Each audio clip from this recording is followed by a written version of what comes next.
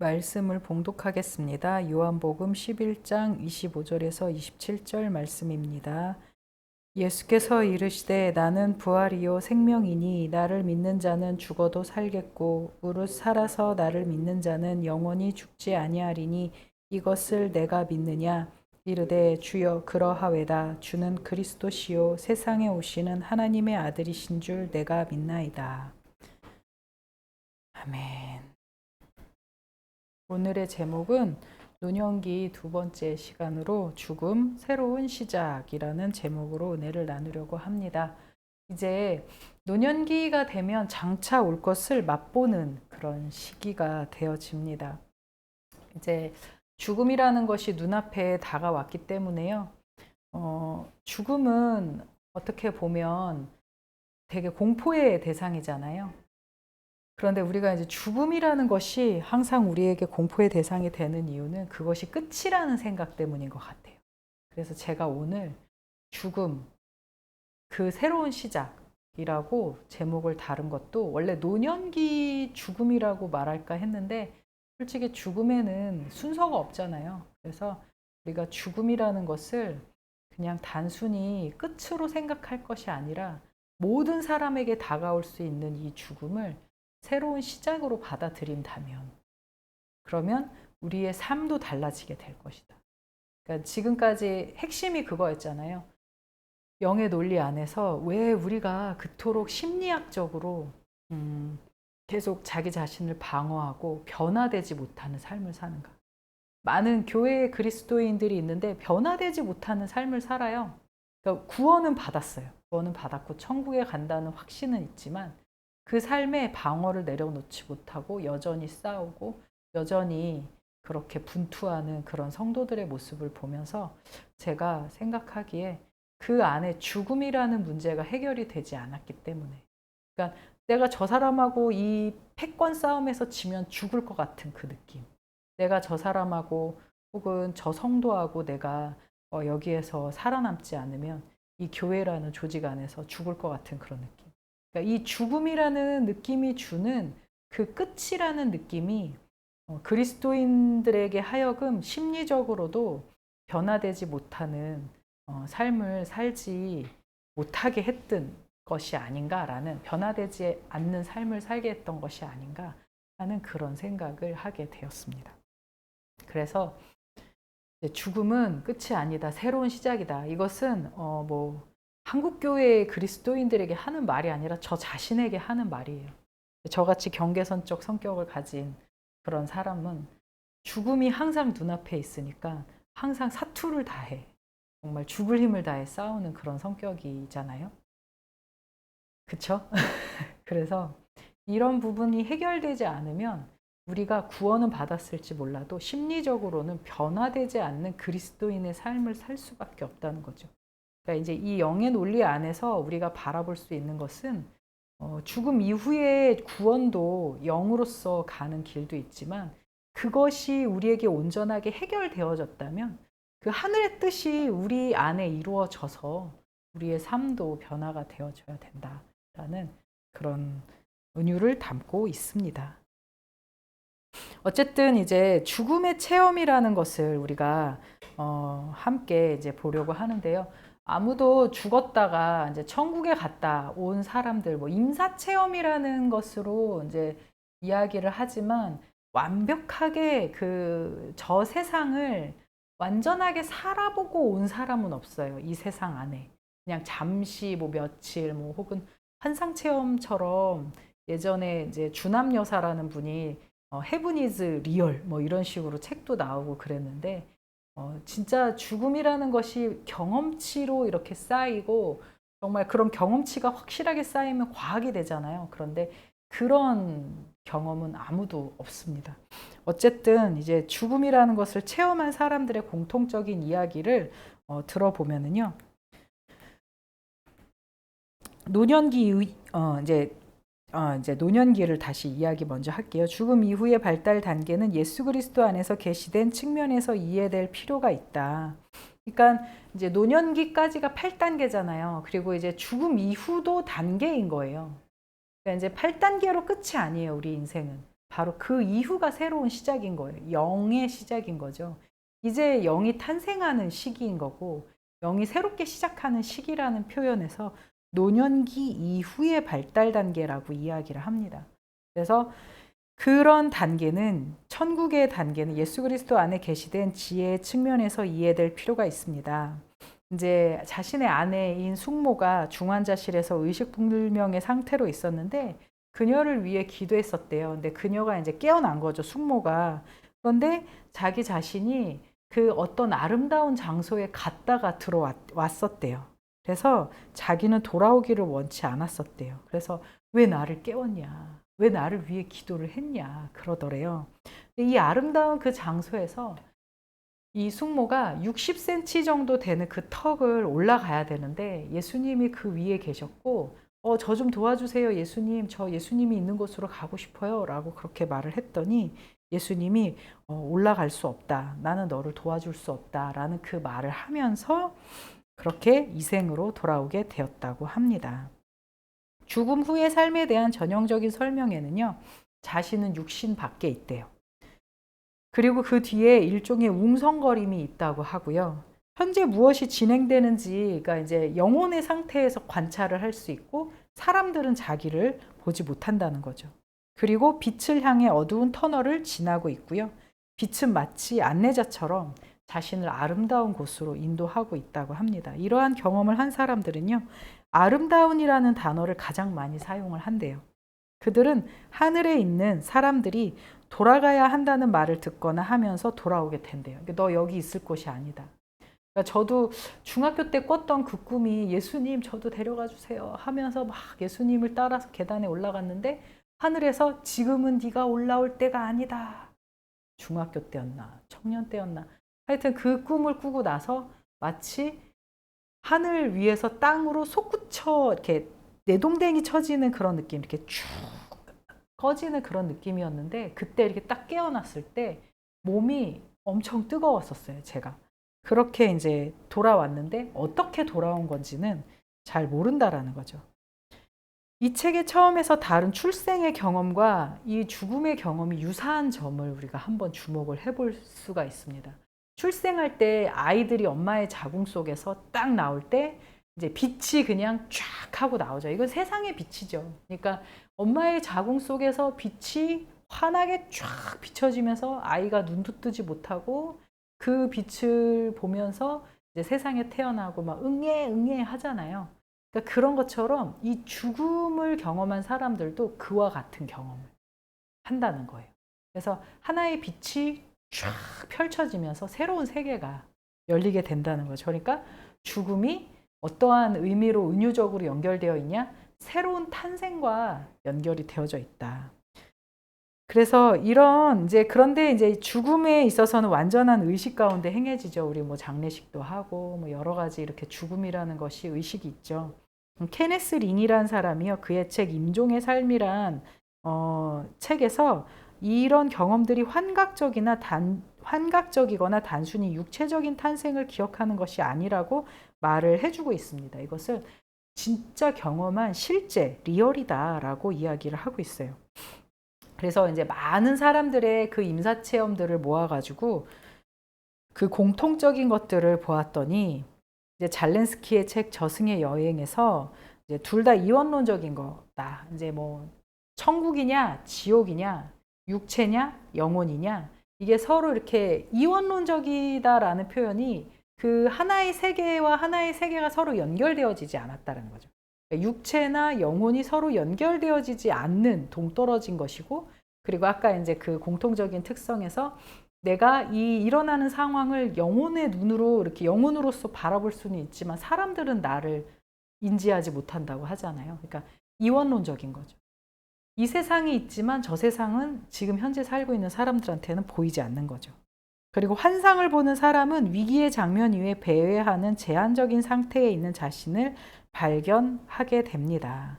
그래서 저 밑에 자신이 있고 그 위에 배회하는 자신이 있고 안내자인 빛이 출현합니다. 다른 세계의 모습을 지적하고 있습니다. 그러니까 이제 저 빛 건너편에 새로운 세계가 있는 거죠. 세상을 보는 사람에게 전해지는 메시지는 영적인 지시가 필요한 것임을 상기시킵니다. 그러니까 이제 저기가 무엇인가, 저건 무엇인가 하면은 저거는 새로운 세상이다. 어떤 일종의 안내가 필요한 거죠. 중요한 사건은 인생을 회고하는 것인데 그 회고에서 환상을 보는 사람은 그의 영혼이 얼마나 중요한가를 배우게 됩니다. 그래서 뭐 인생이 그냥 쫙 파노라마처럼 펼쳐진대잖아요. 그 짧은 시간 동안. 그러니까 그 자살을 경험하는 사람들도요. 자살하는 그 순간에 죽음으로 넘어가면서 대부분 그 짧은 시간인데 자기가 살아왔던 인생이 쫙 펼쳐진대요. 그래서 대부분 자살을 경험하고서 살아 돌아온 사람들은요, 인생을 진짜 값지게 산대요. 그러니까 자기가, 내가 이렇게 죽음이라는 것이 이제 끝이 아니고 내가 끝인 줄 알고 자살을 선택을 한 건데 그게 아니구나. 영혼이라는 것이 있다는 것을 인식하고 온 사람들은 정말 인생을 값지게 살아간다고 합니다. 그리고 낙원은 아름다운 것으로 이해되고요. 여행이 방해받거나 정지되고 환상을 보는 사람은 이 생으로 강제적으로 돌아온다. 그러니까 여기에 올 사람이 아닌 그런 사람에게 이제 돌아가라고 그러는 거죠. 돌아올 때 그 사람은 육체적, 영적으로 변화되어집니다. 그래서 교훈의 목표는 영적인 실제를 묘사하거나 이론적인 호기심을 만족시키기 위해서가 아니라 변형의 수단으로 사용되기 위해 의도된 것이다. 그러니까 이제 이것이 어떤 이 경험들이 이 사람에게 있는 것이 그냥 단순히 뭐 보여주기 위해서가 아니라는 거죠. 어떻게 보면은 이렇게 생각할 수도 있어요. 그러니까 이 지금 10번에 있는 내용이 이 사람은 우연히 그 경험을 했을지도 몰라요.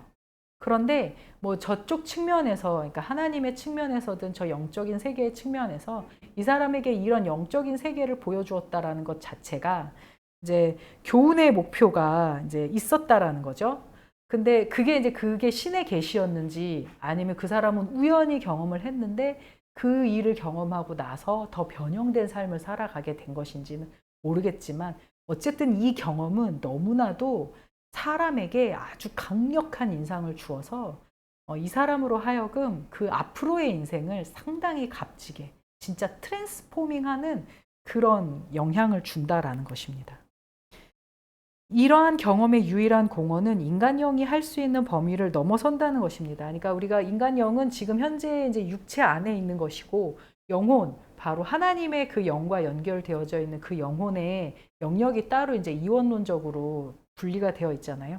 그러니까 이것은 우리가 인간의 혼이나 인간이 가지고 있는 그것만으로는 경험할 수도 없고 상상할 수도 없고 체험할 수 없는 것이고 그것을 넘어서는 경험이다라는 것을 보여주고 있는 거죠. 그래서 이제 많은 사람들이 이 영적인 것에 대해서 알고는 싶어 하는데 잘 모르잖아요. 그러니까 어떻게 보면 이 세상은 그런 영적인 것을 알고는 싶어 하는데 모르는 상태에 있다 보니까 정말 귀신의 스토리들로 가득 찬 그런 세계가 된 게 아닌가라는 그런 생각을 해봅니다. 그래서 인간형의 창조적인 자원은 우리가 생각했던 것보다 훨씬 깊다라는 것입니다. 그래서 우리가 이런 이제 것을 통해서 우리의 영혼이 우리의 육체로서 끝이 아니라 영혼으로서 새로운 탄생을 하게 되고 새로운 시작이 되어진다라는 것을 우리가 기억해야 할 줄 믿습니다.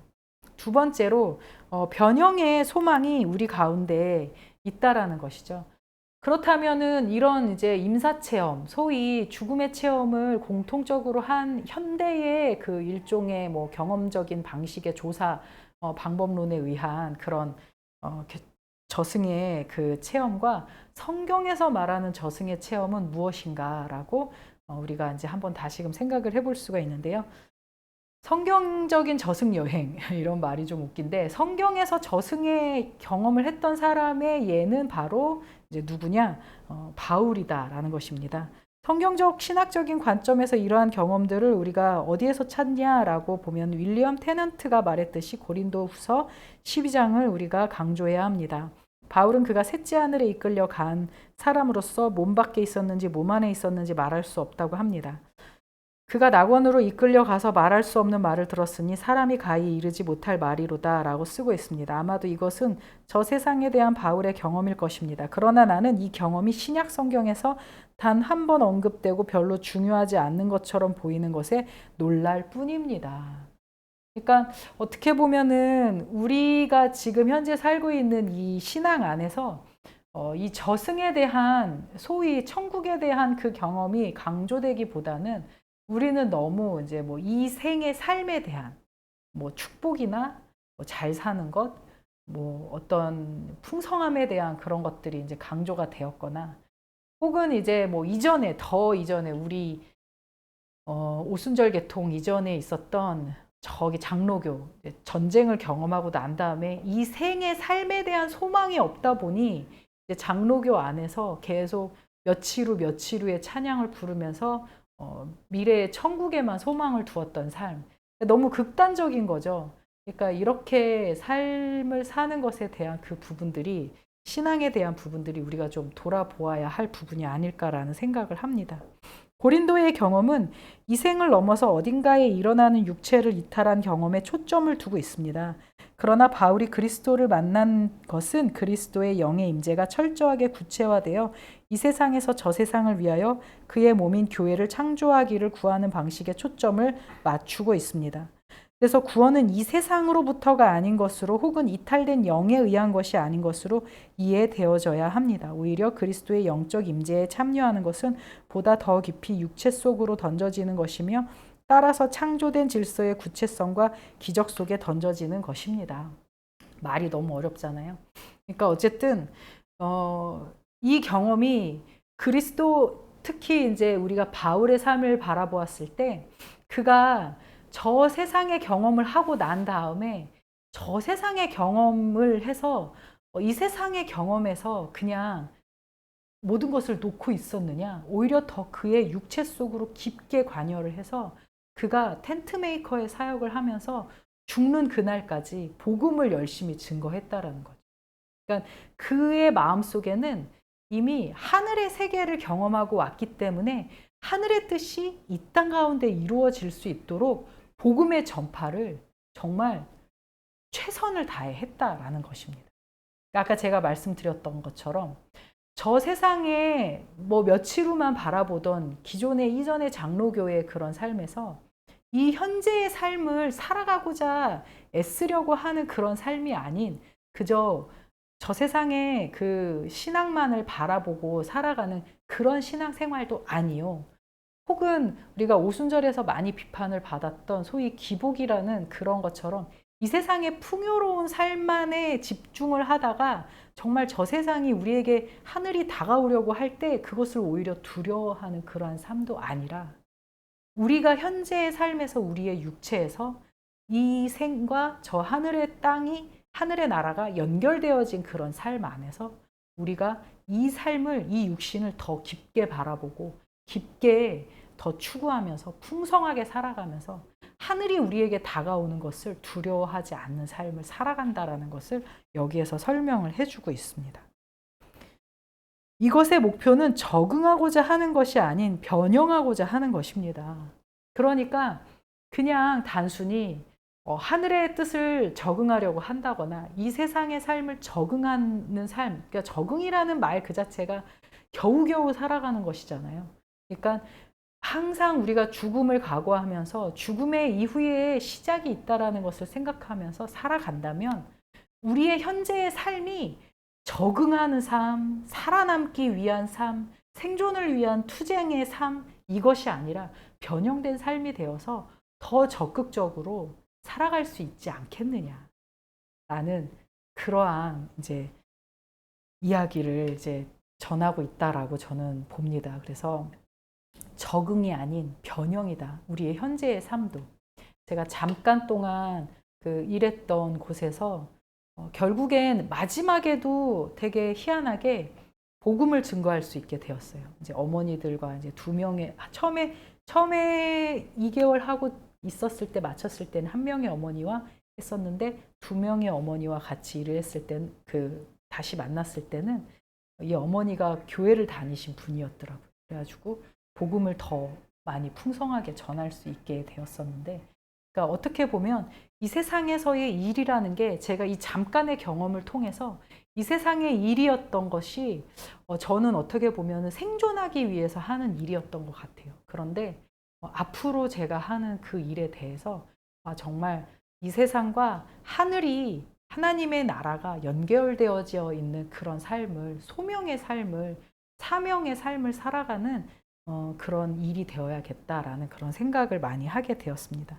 그렇게 이 세상에 적응하는 그런 삶이 아니라 변형된 삶을 살면서 이 모든 죽음이라는 것을 오히려 더 적극적으로 받아들이고 내가 더 힘있게 살아가는 그런 존재가 되어야겠다라는 그런 생각을 하게 되었습니다. 그래서 그리스도 안에 있다는 것은 모든 피조물을 그의 본성에 일치하도록 변화시키기 위해 그가 하고 있는 것 속에 있는 것입니다. 그래서 우리가 예수 그리스도와 우리의 삶이, 예수 그리스도의 그 성경에 게시된 모든 이야기들이 어떻게 하면 조금 더 일치될 수 있을까라는 그런 삶을 우리가 한번 꿈꾸면서 살아보는 것도 참 우리의 삶에 귀한 경험이 될 것을 믿어 의심치 않습니다. 세 번째로 함께 나누고 싶은 은혜는요, 꿈을 꾸는 노년이다. 오늘의 말씀처럼, 죄송합니다. 오늘의 말씀은 이제 그거였죠. 자녀들은, 미안합니다. 내가 나를 믿는 자는 죽어도 살겠고 살아서 나를 믿는 자는 영원히 죽지 아니하리라. 이 말씀이 우리에게 있는 삶, 그래야 죽음이 끝이 아니고 새로운 시작이 있다라는 것을 우리가 믿으면서 나아갈 수 있다라는 거죠.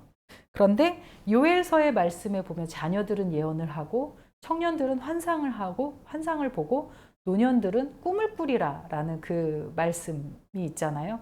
그러니까 말세에 영이 임하면, 성령이 임하면, 그래서 이제 노년의 시기는 하나님이 우리에게 주신 선물이 있다면, 자녀들은 예언을 해요. 되게 이제 저희 아들을 봐도 도파민이 다 입으로 가는 것 같아요. 끊임없이 말을 하고, 이번 주 내내 병원에 입원해 있는 동안 제가 그 아이를 보면서 계속 말하더라고요. 그래서 그렇게 끊임없이 말하는 말 중에 얼마나 허투루 하는 말이 많아요. 얼마나 쓸데없는 말이 많아요. 알겠습니다, 아람지 막 이러면서 막 진짜 쓸데없는 말들을 하는데, 그 아이가 하는 말 중에 엄마, 우리는 구원을 받기 위해 태어난 존재잖아. 그리고 나는 이제 꿈을 정했어. 이제 될지 모르겠지만 나는 선교사가 될 거야. 라거나 이런 것들을 보면서 자기가 하는 말이 뭔지도 모르는데 하나님이 그 입에서 나오는 도파민 안에 예언을 하게 하신다라는 거죠. 그래서 아이를 통해서 부모에게 하나님이 말씀을 하기도 하고 아이를 통해서 하나님의 음성을 전달하기도 하는, 그것이 바로 성령의 그런 역사라고 한다면, 청년들은 환상을 보고요, 노년들은요 꿈을 꾸게 하는 선물을 주셨다라는 것입니다. 그래서 노년에는 이제 하나님을 잘 꿈꾸면서 살아가는 것이 그게 우리의 이제 복인 것 같아요. 어쨌든 예수님의 임재가 더 가까이 느껴지고 그것이 노년기에 볼 수 있는 가장 좋은 그 하나님이 선물로 주신 꿈이라는 거죠. 예수님의 임재가 중년 때보다 더 가까이 다가오는 그런 시기가 바로 노년기입니다. 그리고 그것이 꿈을 꾸는 시기다라는 것입니다. 무리를 걸어오신 예수 그리스도의 사건을 우리가 기억해 보십시오. 이제 유령이다라고 했는데 내니 두려워하지 마라. 그러면서 바람과 파도를 잠잠케 했던 그 사건을 우리가 기억하지 않습니까? 신의 출현이 실제로 위험에 처해 있는 물리적인 현실을 변화시킨다는 점입니다. 이것이 바로 믿는 자와 믿는 자의 세계를 형성하고 변형시키는 데에 그리스도의 영의 임재가 믿음을 통해 역사하는 방법입니다. 우리가 이제 나이가 들어가면 들어갈수록 아마 우리는 더 출렁이는 배를 느끼게 될 거예요. 그리고 그 안에 막 엄청난 그 흑암과 바람과 파도를 느끼면서 두려움과 공포 속에서 죽음을 아마 예감을 하게 될 것입니다. 그런데 그 가운데 예수 그리스도께서 찾아오시고 우리에게 말씀을 하실 것입니다. 난이 두려워 말라. 우리의 늙어가는 그 늙어감 속에 난이 두려워 말라. 그리고 바다와 그 파도를 잠잠하게 하는 바람과 파도를 잠잠하게 하는 그런 역사가 있게 되는 것이죠. 그리스도 영의 임재와 우주와 시간을 변화시키고 그렇게 함으로써 죽음, 즉 우주 시간의 존재를 종결하는 것이 그분의 손에 있는 것임을 재규명합니다. 그래서 이 모든 것들이 예수 그리스도의 손에 의해서 우리의 그 모든 죽음과 그 고통과 두려움이 예수님에게 의탁되어질 때, 예수님이 우리의 이 뱃속에 함께 있을 때, 그것이 우리가 꿈으로써 항상 우리 그것을 꿈꾸면서 날마다 바라보면서 나아가게 될 때, 그때 어떤 정말 잔잔하게 되어지는 우주적인 또 물리적인 변형의 사건이 우리에게 일어날 것이다라는 거죠. 그래서 십자가에서 죽으심으로 그가 어떻게 죽음에게 죽음을 주었는가 묘사하기 위해 이 책에 논의한 모든 것이 이제 적절합니다. 예수 그리스도는 십자가에서 죽으셨어요. 죽음으로 죽음을 주었습니다. 그러니까 처음에 사탄이 인간에게 선악과를 따먹게 함으로 인해서 죄를 이 세상 가운데 갖다 주었는데, 예수님이 죄인이 아니신 몸으로 이 땅 가운데 오셔서 자신이 희생제물이 되어지는 죽음으로 죽음을 이제 물리친 거죠. 그래서 우리에게 죽음을, 그러니까 사단에게 죽음을 너가 다시 도로 가져가라. 내가 제산물이 되어지면서 죽음으로 죽음을 다시 줬어요. 사탄이 우리에게 죽음을 갖다 놓은 거잖아요. 근데 그것을 가지고 죽음으로 죽음을 주었다라는 표현을 이제 하는 거죠. 그렇게 주고 그리고 우리에게 생명을 주신 거죠. 중요한 점은 그가 이 세계에 우리를 적응시키는 것이 아니고 창조된 질서가 우리를 통해 그리고 우리의 믿음의 능력으로 그에게 적응하게 하는 것이다. 오히려 이제 변형이죠. 변형하게 하는 것이다. 그리하여 육체는 그리스도의 목적으로 이루는데 결정적입니다. 그러나 그것은 창조의 영이 가리킨 방향으로 변형되고 변모되고, 그러니까 이제 적응이 아니라 부활되고 영광스럽게 된 육체가 될 것이다라고 말을 해주고 있습니다. 믿음은 그 완성을 미리 맛볼 수 있게 합니다. 그러니까 우리가 솔직히 믿음이라는 것이 너무나도 이제 현세의 풍요로운 것이 믿음, 그것을 바라보는 것이 믿음으로 너무 많이 오해가 되어 있는 것 같아요. 그러니까 우리가 바라볼 믿음이라는 것은 예수 그리스도께서 자신의 그 죄 없는 몸을 가지고 죽어서 사탄이 가져다 놓은 그 죽음을 다시 사탄에게 죽음을 주었고, 그리고 그분이 죽었지만 3일 동안 음부 가운데 있다가 다시 살아나셔서 또 제자들과 40일 있으시면서 승천하시고 하늘 보좌 우편에 앉아 계신 그 모습 그대로 우리도 그렇게 살아가게 될 것이다. 우리도 육체로 이 땅 가운데 왔지만, 예수님이 우리를 보내셔서 이 땅 가운데 왔지만, 우리가 죽으면 예수 그리스도께서 우리를 위해서 우리의 이 죽을 수밖에 없는 이 운명을 생명으로, 사탄에게 죽음을 다시 주었고 우리는 생명을 얻었고 우리는 예수 그리스도가 계시는 하늘나라로 가게 될 것이다라는 것이, 이게 바로 우리의 믿음의 그 상상하고 바라보고 꿈꾸어야 할 믿음이라는 거죠. 그러니까 소위 바라봄의 법칙이 좀 어떻게 보면 잘못되어진 것 같아요. 우리의 바라봄의 법칙은 바로 예수 그리스도에 오시고 가시고 계시는 그곳을 우리가 같이 함께 따라가는 것이다라는, 그게 이제 우리의 바라봄의 법칙이 되어지고 그것이 우리의 비전이 되어지고 그것이 우리의 꿈을 꾸는 주제가 되어져야 된다라는 겁니다. 믿음은 그 완성을 미리 맛볼 수 있게 해요. 그러니까 이것이 우리의 심상 가운데 강력하게 자리 잡고 있으면 우리는 그것을, 믿음은 바라는 것들의 실상이요 보이지 않는 것들의 증거니 선진들이 이로써 증거를 얻었느니라. 하나님은 믿음이 없이는 하나님을 기쁘시게 하지 못하나니 그가 살아계신 것과 그가 자기를 찾는 자들에게 상 주시는 이심을 믿어야 할지니라 라는 이 히브리 저자의 말씀처럼 이 믿음이 당신 속에서 본분을 다하도록 영을 자유롭게 하라. 이것이 이제 제임스 로더의 결말입니다. 결론적으로 말씀을 드리면요, 애벌레를 우리가 이제 보잖아요. 나비가 되잖아요. 그걸 한번 생각을 해보세요. 우리가 하나님이 어떻게 보면은 그 애벌레에서 나비가 되는 모습을 통해서 우리 인간의 모습을 좀 하나의 계시처럼 일반 계시라고 있잖아요. 그렇게 보여준 것이 아닐까 생각을 합니다. 한번 애벌레에서 애벌레가 진짜인가요? 나비가 진짜인가요? 애벌레가 애벌레인가요? 나비가 나비인가요? 그러니까 이 두 가지의 생명이 이 안에 존재하고 있잖아요. 애벌레와 나비라는 존재가. 그러니까 우리도 지금 현재 애벌레라는 육체로 있지만 우리 안에 나비라는 영혼도 있거든요. 나비가 진짜입니까? 애벌레가 진짜입니까? 아닙니다. 둘이 진짜입니다. 라고 이렇게 우리는 말을 할 수 있잖아요. 우린 나비만 봐도 애벌레가 변형해서 진짜 트랜스포밍해서 나비가 된 거잖아요.